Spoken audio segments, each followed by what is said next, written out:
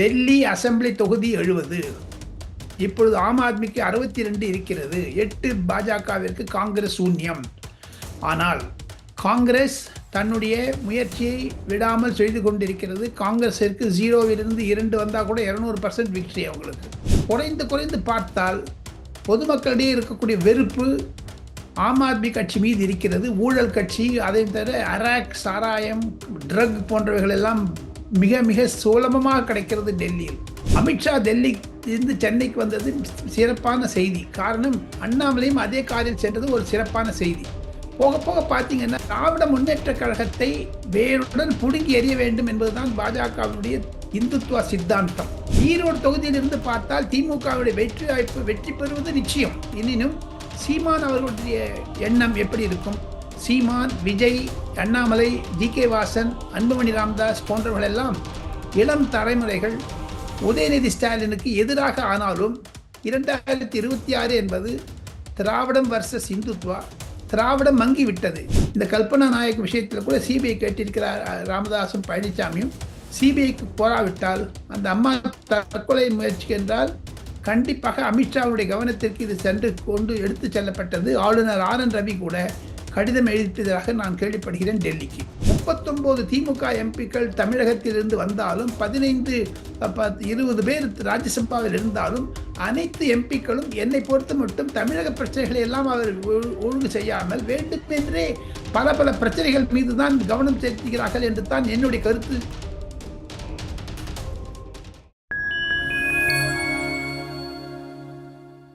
Fine time voice நேயர்களுக்கு வணக்கம். நான் உங்கள் சங்கீத்குமார். நம்ம சிறப்பு நிகழ்ச்சியில் நம்மோடு இணைந்திருக்கிறார் மதிப்பிற்குரிய மூத்த பத்திரிகையாளர் திரு டெல்லி ராஜகோபாலன் அவர்கள். வணக்கம் சார். நமஸ்காரம் சங்கீத். நமஸ்காரம். நமஸ்காரம். டெல்லி சட்டமன்ற தேர்தல் பரப்புரைகளும் நிறைவடைந்திருக்கு. ஈரோடு கிழக்கு சட்டமன்ற தேர்தல் பரப்புரைகளும் நிறைவடைந்திருக்கு. டெல்லியில் போட்டி கடுமையாக இருப்பதை நம்ம பார்க்க முடியுது. ஒரு பக்கம் ஆம் ஆத்மி நம்ம 3வது முறை ஆட்சி அமைச்சே ஆகணும் அப்படின்னு சொல்லிட்டு அவங்க கடுமையா போராடுறாங்க. 3 முறை லோக்சபால 7க்கு 7 எடுத்த பாஜகவும் இந்த முறை சட்டசபையை நம்ம விட்டுறவே கூடாது, பல்கா நம்ம எடுத்துடணும் அப்படின்னு சொல்லிட்டு அவங்களும் கடினமா முயற்சியில இருக்காங்க. உங்களை பொறுத்தவரையில் போட்டி என்பது கள நிலவரத்தில் என்ன மாதிரி இருக்கு சார்? சுச்சுவேஷன் ரொம்ப டஃப்பாக தான் இருக்குதுங்க. நான் குறைந்தது 20 அசெம்பிளி தொகுதிகளுக்கு நான் பிரயாணம் செய்தேன் கடந்த 10 நாட்களில். ஏனென்றால் மெட்ரோ அனைத்து 70 தொகுதிகளையும் இணைக்கிறது. அந்த மெட்ரோவில் நீங்கள் போனீங்கன்னாலே ஒரு ரவுண்டு கிடைச்சிடலாம். அதை தவிர பொதுமக்களிடம் பேசுவது, பிரபல கூட்டங்களில், பிரபல நட்சத்திர பேச்சாளர்கள் கூட்டங்களில் கருத்து கேட்ப போனபோது எனக்கு கிடைத்த ஒரு தகவல்கள், நான் அதை சுருக்கமாக சொல்ல வேண்டும் என்று கேட்டால், டெல்லி அசெம்பிளி தொகுதி 70. இப்பொழுது ஆம் ஆத்மிக்கு 62 இருக்கிறது. 8 பாஜகவிற்கு காங்கிரஸ் சூன்யம். ஆனால் காங்கிரஸ் தன்னுடைய முயற்சியை விடாமல் செய்து கொண்டிருக்கிறது. காங்கிரஸிற்கு 0விலிருந்து 2 வந்தால் கூட 200% விக்டரி அவங்களுக்கு. ஆனால் ஆம் ஆத்மி கட்சிக்கு 62லிருந்து 42 போனால் 20 வீழ்ச்சி. இருப்பினும் 8லிருந்து பாஜகவிற்கு 40 வந்தால் அது அதிகமான அமோக வெற்றி. குறைந்து குறைந்து பார்த்தால் பொதுமக்களிடையே இருக்கக்கூடிய வெறுப்பு ஆம் ஆத்மி கட்சி மீது இருக்கிறது. ஊழல் கட்சி, அதை தவிர அராக், சாராயம், ட்ரக் போன்றவைகள் எல்லாம் மிக மிக சுலபமாக கிடைக்கிறது டெல்லியில். அதை தவிர டெல்லி என்பது ஒரு மினி இந்தியா சங்கீத். அனைத்து மாநிலத்துக்காரர்களும் இங்கு வசிக்கிறார்கள். அது ஒரு மினி இந்தியா என்று சொன்னாலும் அகில இந்திய அளவில் பாஜக ஆட்சி புரிவதை பிரதிபலிக்குமா என்று கேட்டால் என்னை பொறுத்து மட்டும் அது ஒரு கடினமான சூழ்நிலை. 25%க்கு மேலாக பீகாரி, உத்தரப்பிரதேஷ்காரர்கள் இங்கு இருக்கிறார்கள். ஹரியானாக்காரர்கள் ஒரு 5%, பஞ்சாபினர் ஒரு 10% என்றெல்லாம் எடை போட்டு பார்த்தால், அளவிட்டு பார்த்தால் பூர்வாஞ்சலி, உத்தராஞ்சலி என்று சொல்வார்கள். பீகார், உத்தரப்பிரதேசத்தையும் உத்தராகண்ட் சேர்ந்தையும். ஆனால் 70 சீட்டில் என்னுடைய கருத்து கணிப்பு பாஜக 40 கிடைத்துவிடும். 35லிருந்து 40. ஆம் ஆத்மி கட்சிக்கு 25லிருந்து 30. மீதி இருக்கிறத வச்சு பார்த்தீங்கன்னா காங்கிரஸுக்கு ஒரு 2-3 கிடைச்சா அதிகம். பாஜக ஆட்சி அமைக்கும் என்பதுதான் என்னுடைய தனிப்பட்ட கருத்து. நான் தவறாக இருக்கலாம். 8ஆம் தேதி இரவு இந்த வீடியோவை பார்த்தால் நான் சரியா தவறா என்று தாங்கள் புரிந்து கொள்ளலாம். சமீபத்தில் மத்திய உள்துறை அமைச்சர் அமித்ஷா அவர்கள் முன்னாள் குடியரசு துணைத் தலைவர் வெங்கையா நாயுடு அவருடைய இல்ல திருமண விழாவில் கலந்து கொள்வதற்காக சென்னை வந்திருந்தார். இந்த பயணம், இந்த திருமண நிகழ்வுக்கான பயணம் அப்படின்னு சொல்லிட்டு மட்டும் நம்ம கடந்து போயிட முடியாது. நிச்சயமாக அரசியல் வந்து பேசப்பட்டிருக்கும். தமிழ்நாட்டு களம் என்ன அப்படின்னு சொல்லி என்ன பேசப்பட்டது அமித்ஷாவில்? திமுகவிற்கு எதிராகத்தான் பேசப்பட்டது என்று நான் கருதுகிறேன். இருப்பினும் பல பல முதலமைச்சர்கள், கவர்னர்கள் எல்லாம் வந்திருந்தார்கள். அமித்ஷா வந்தது சிறப்பு தன்மை. பிரதமர் வராதிருந்தது காரணம், டெல்லியிலும் அவர் ஒரு ரிசப்ஷன் கொடுத்தாலும் கொடுக்கலாம் என்ற ஒரு பின்னணியில் இருப்பதனால் டெல்லியில் அதற்காக பிரதமர் வரவில்லை. இருப்பினும் மூத்த பாஜக தலைவராக இருக்கக்கூடிய வெங்கைய நாயுடு திருமணத்தில் அனைத்து தலைவர்களும் வந்திருந்தார்கள். அதிமுகவினர், திமுகவினருக்கெல்லாம் அழைப்பு விடப்பட்டிருந்தது. அமித்ஷா டெல்லி இருந்து சென்னைக்கு வந்தது சிறப்பான செய்தி. காரணம், அண்ணாமலையும் அதே காரில் சென்றது ஒரு சிறப்பான செய்தி. போக போக பார்த்தீங்கன்னா சங்கீத், திராவிட முன்னேற்ற கழகத்தை வேருடன் புடுங்கி எறிய வேண்டும் என்பதுதான் பாஜகவினுடைய இந்துத்துவா சித்தாந்தம்.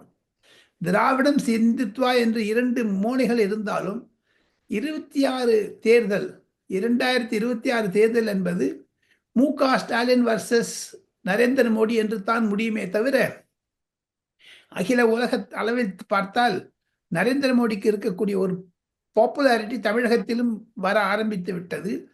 கடந்த 2019, 21 தேர்தல்களில் நரேந்திர மோடிக்கு எதிர்ப்பு அலை இருந்ததே, அது இப்பொழுது இல்லை. 26இல் திமுகவும் நரேந்திர மோடிக்கு கருப்பு கொடி காண்பித்து நரேந்திர மோடி மீது அனுதாபத்தை சேர்த்து விட்டார்கள்.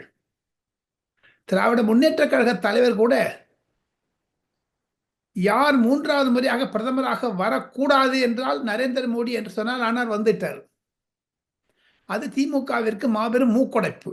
இப்படி பார்த்தால் இந்த விஷயத்தை தான் அமித்ஷா தமிழக மக்களுக்கும் சரி, அண்ணாமலையிடம் தொடர்ந்து பேசி வருகிறார். அதே காரில் பேசிய போது கூட தமிழக கல நிலவரத்தை பற்றி தான் தெரிந்து கொண்டார் என்று நான் கேள்விப்படுகிறேன்.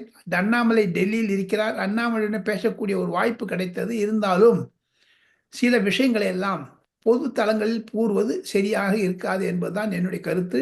அமித்ஷா வருகை திராவிட முன்னேற்ற கழகத்திற்கு ஒரு கலக்கி விடுங்க என்றான் நான் நினைக்கிறேன். இப்ப தமிழ்நாடு பாஜக மாநில தலைவராக வந்து அண்ணாமலையே தொடர்வதற்கான வாய்ப்புகள் அதிகம் அப்படின்னு சொல்லிட்டு நிறைய பேர் வந்து சொல்லிட்டு வராங்க. ஆனா இருந்தாலும் பல சீனியர்கள் வந்து இந்த ரேஸ்ல வந்து குதிக்கிறதா நம்ம வந்து அதையும் நம்ம வந்து ஒரு பார்க்கிறோம். ஸோ அப்படி பார்க்கும்போது அமித்ஷாவுடைய திட்டம் என்னவாக தான் இருக்கு? அமித்ஷாவுடன் திட்டம் 2019 ஒரே திட்டத்தை தான் வைத்திருக்கிறார். அனைத்து திராவிட முன்னேற்ற அதிமுகவுடன் இருக்கக்கூடிய குரூப்புகள், டிடிவி தினகரன், சசிகலா, ஓபிஎஸ், இபிஎஸ் ஒன்றாக சேர்ந்து திமுகவிற்கு டஃப் ஃபைட் கொடுக்க வேண்டும் என்று. ஆனால் திமுகவோ வெற்றி வாய்ப்பை நோக்கித்தான் செல்கிறது. 2026 என்று வரையறுத்தாலும், எதிர்கட்சிகள் சிதைந்து இருந்தாலும், அமித்ஷாவுடைய ஒற்றுமை கணக்கு என்பது அதிமுகவை பொறுத்து மட்டும் வருமா வராதா தெரியாது. அது நிற்குமா நிற்காதா என்று தெரியாது. ஓ பன்னீர்செல்வம் ஒரு திசையில் போகிறார். குறிப்பாக எடப்பாடி பழனிசாமி கூட மத்திய பட்ஜெட்டை எல்லாம் கண்டனம் தெரிவித்திருக்கிறார். ஆக மொத்தம் அந்த பின்னணியில் பார்த்தால் புது கணக்குத்தான் அமித்ஷா போடுவாரே தவிர சோசியல் இன்ஜினியரிங் என்று சொல்லக்கூடிய அளவிற்கு அதற்கு மார்ச் ஏப்ரல் மாதத்தில் தான் ஒரு உருவெடுக்கும் சங்கீத்.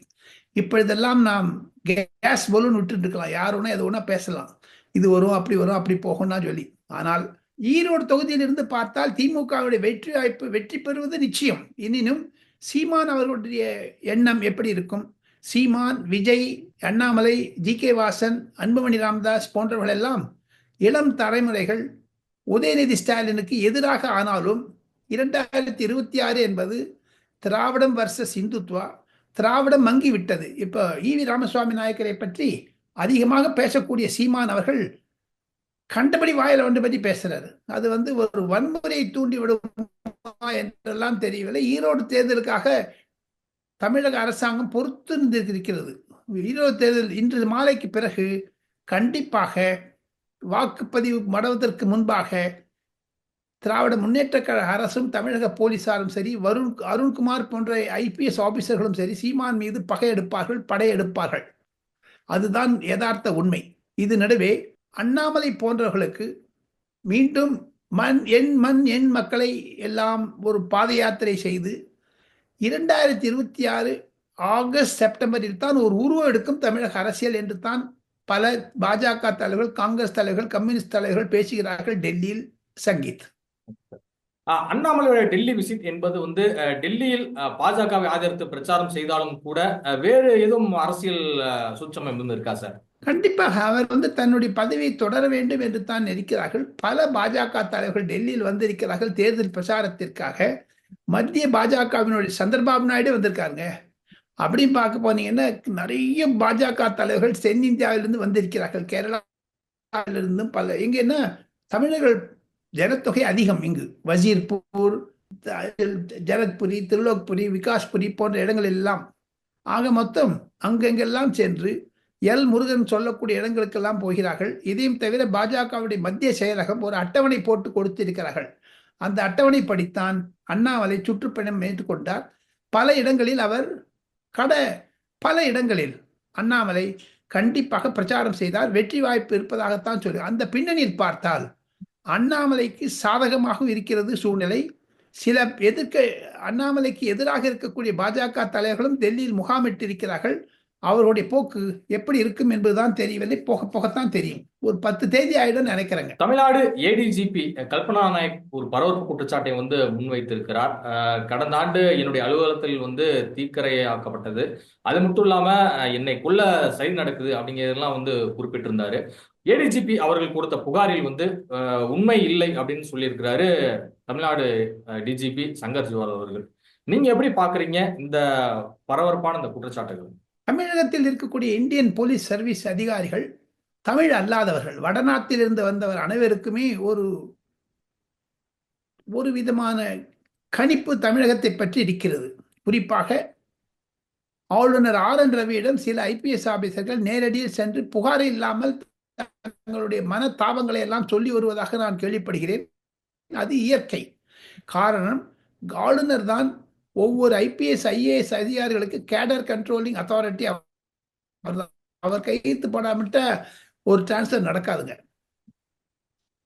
அந்த மாதிரி பார்த்தீங்கன்னா கல்பனா நாயக் என்ற பெண்மணிக்கு இருக்கக்கூடிய தாபங்கள், கோபங்கள் அனைத்தும் வெளிப்பட்டு விட்டது. நான் எடப்பாடி ஐயாவுடைய அறிக்கையும் ராமதாஸ் ஐயா அவர்களுடைய அறிக்கையும் பார்த்தேன். கண்டிப்பாக திராவிட முன்னேற்ற கழக அரசாங்கத்திற்கு எதிராக CBI விசாரணை வேண்டும் வேண்டும் வேண்டும் என்று அனைத்து கான்ட்ரவர்சியிலையும் CBI கேட்கிறார்கள்.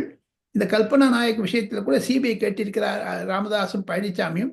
CBIக்கு போராவிட்டால் அந்த அம்மா தற்கொலை முயற்சி என்றால் கண்டிப்பாக அமித்ஷாவுடைய கவனத்திற்கு இது சென்று கொண்டு எடுத்து செல்லப்பட்டது. ஆளுநர் RN ரவி கூட கடிதம் எழுதியதாக நான் கேள்விப்படுகிறேன் டெல்லிக்கு. சார், அண்ணாமலை அவர்கள் இந்த விவகாரம் குறித்து தன்னுடைய கண்டனங்களையும் பதிவு பண்ணியிருக்கிறாரு. ஆனா அதே சமயம் இன்னைக்கு டெல்லியில் இருப்பதால் இது குறித்தும் மத்திய உள்துறையிடம் ஒரு தகவலை பாஸ் பண்றதுக்கான வாய்ப்புகள் இருக்கா?